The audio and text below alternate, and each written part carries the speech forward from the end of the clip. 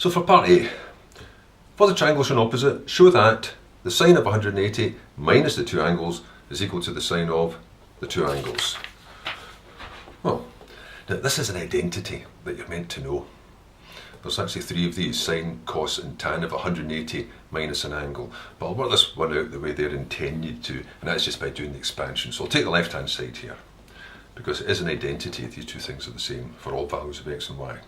The left hand side reads sine 180 minus x plus y, standard format for an identity. Now expand that using the addition formulae, because there may well be three things written, but there's only two terms. So it'll be the sine of the 180 times the cos of the x plus y minus the cos of the 180 times the sine of the x plus y.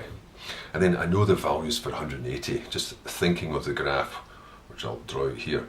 The sine graph looks like this. At 180 it's 0, so that part comes to 0. The cosine graph looks like this. At 180 it's -1, so this part comes to -1. So I've got nothing times anything's nothing. Take away a negative is plus sine x plus y, which obviously equals sine of x plus y. Now, there are similar identities for cosine and tangent.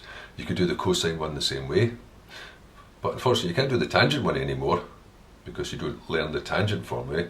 But you could do the tangent one by writing, if you ever had the tangent of something like 180 minus x, you could write it as the sine of 180 minus x over the cos of 180 minus x, expand, and then cancel down to get the result, which would simply be the negative of the tan of just x. But a simple way to remember them is just from the cast diagram.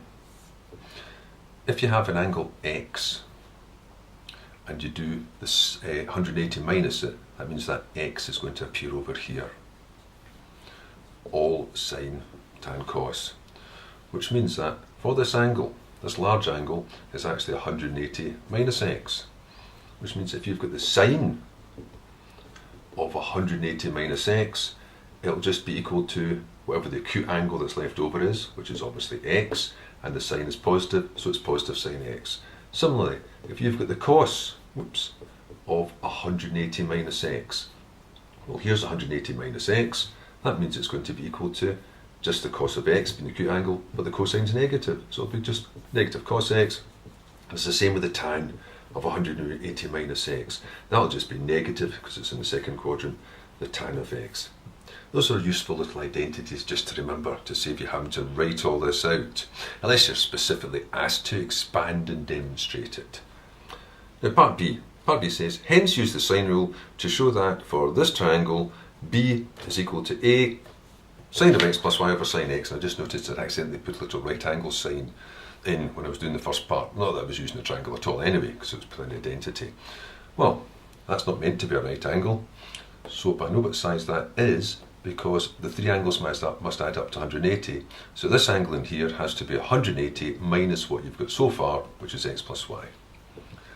And then working out the length of B, just using the sine rule, would be B over the sine of its opposite angle, which is the 180 minus x plus y, will equal A over the sine of its opposite angle, sine x. So B is going to equal A sine 180 minus x plus y all over sine x, and you already know this identity now. The sine of 180 minus an angle is the same as the sine of the angle over sine x, as was required. There, that's all there was.